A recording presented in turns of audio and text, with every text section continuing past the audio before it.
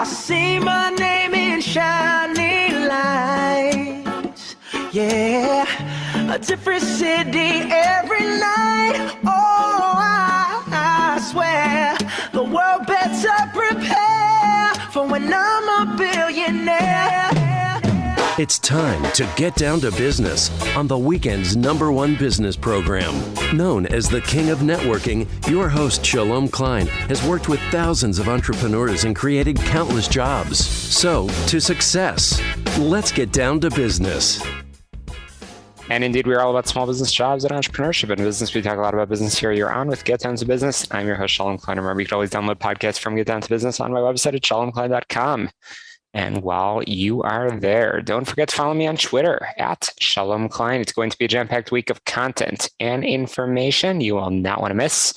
So let's jump right in with our first guest on the program. That's Chris Shipferling, who's the managing partner of Global Wired Advisors, a digital investment bank focused on optimizing the business sale process and specializing in buyouts in the DTC segment. We'll talk all about that and his highly experienced team. Chris, welcome to the program. Hey, thanks for having me on. I appreciate it.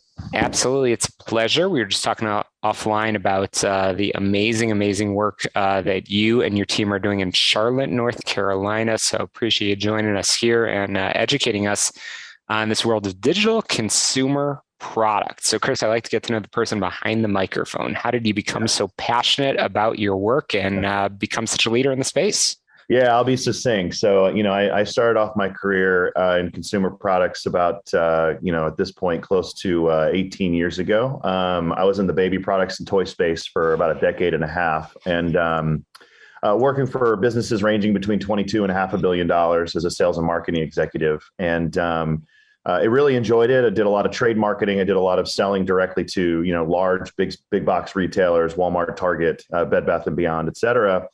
And pivoted my career in 2015 to go really full digital. I knew where the consumer was headed. I knew how I needed to speak to that particular consumer versus trying to reach them on a shelf at a store. I wanted to try and reach them directly digitally, whether that's through SEO, whether that's through SEM, and primarily through Amazon, third party marketplace. That was a growing platform, a growing marketplace, obviously at the time, still the largest. So I really learned all things digital, how to reach the consumer. I started my own consulting firm, helping enterprise clients formulate good digital strategy. And at that time, being here in Charlotte, as we were joking, there's, basically a church, a brewery, and an investment bank on almost every corner. So I met my 3 other partners here who spent well over 2 decades in the bulge bracket investment banks as managing directors for Wells Fargo, Bank of America, Citi, Deutsche, et cetera. And we created a thesis at that time. We said, when it comes to small business owners, founder owners who have developed a really, really good, strong direct-to-consumer or digital-first business, consumer product business, their choices were quite anemic in terms of who they could use to represent the transaction and what type of intermediary they could choose. And so put our heads together, created a thesis that they deserve better, and we can deploy an institutional level process into this particular space. And the outcomes for the founder owners and what we call the lower middle market, revenues of call it 7 to 10 million to about $80 million, will be wildly different than what they're currently used to or the options that they're currently given. So, yeah.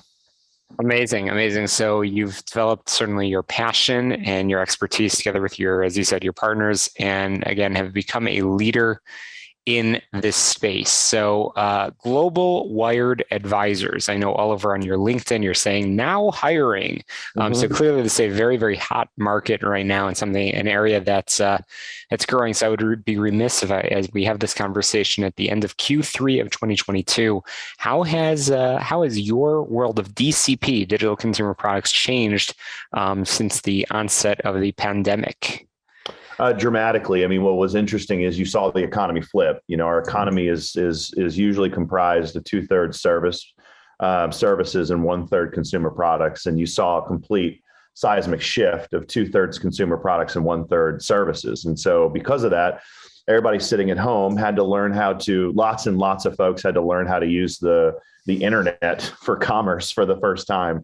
And so, yeah, we saw a massive tailwind on digital first and digital consumer products. The Amazon marketplace just exploded.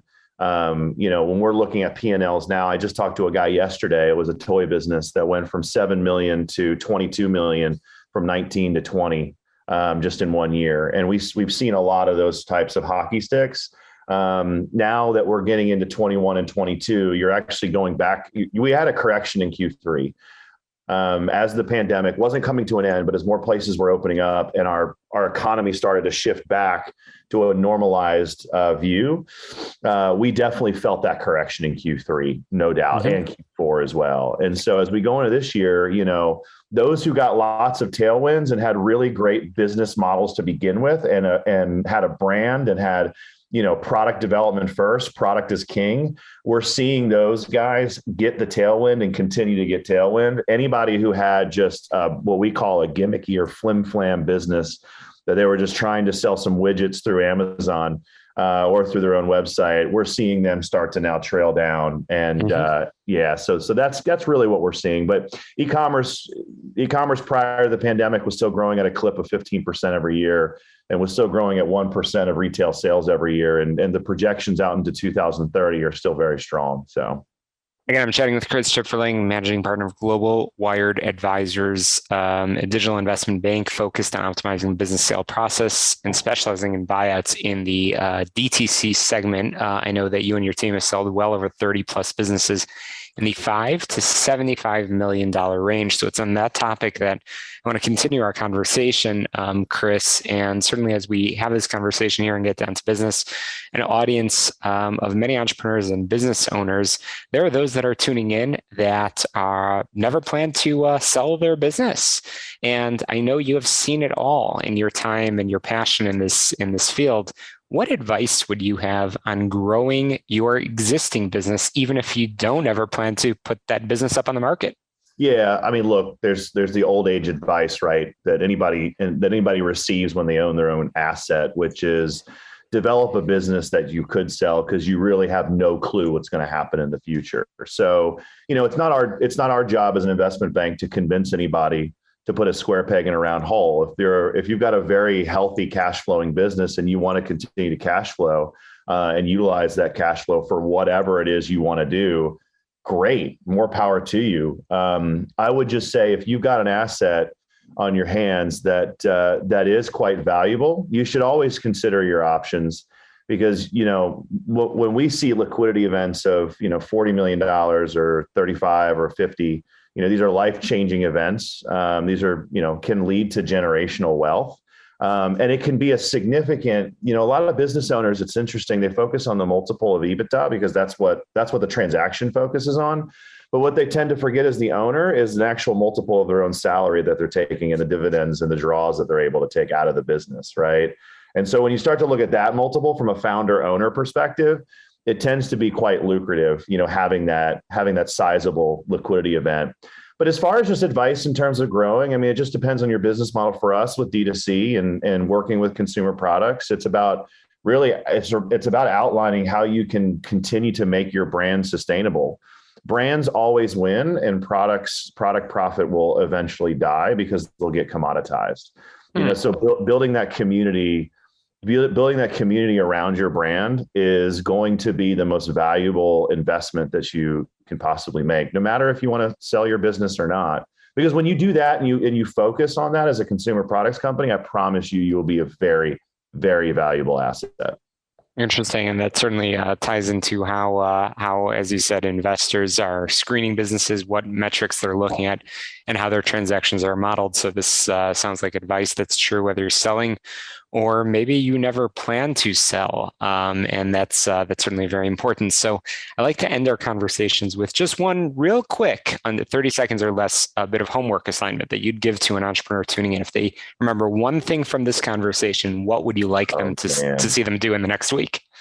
Oh my gosh, that's a big task. That's tough. I mean, look, probably, get some level of system and processes inside of your business. I mean, a lot of times when we're looking in and we're diving into the guts, the system and processes are just so messed up. And when you actually develop a good level of system and process, there's a lot of accretive savings that can come along with that. I could go into it for a long time, but read the E-Myth Revisited by Michael Gerber.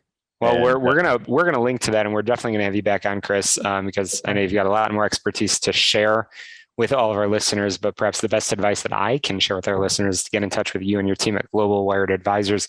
Chris, you've given a lot of expertise, and I know you've got a lot of information on your website.